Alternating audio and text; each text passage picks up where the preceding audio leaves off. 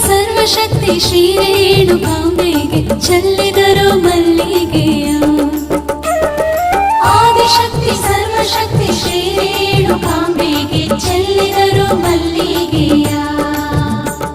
ಚೆಲ್ಲಿದರು ಮಲ್ಲಿಗೆಯ ಎಲ್ಲಮ್ಮನ ಪಾದದ ಮೇಲೆ.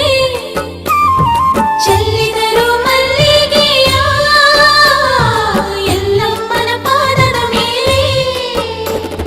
ಆದಿಶಕ್ತಿ ಸರ್ವಶಕ್ತಿ ಶ್ರೀ ರೇಣುಕಾ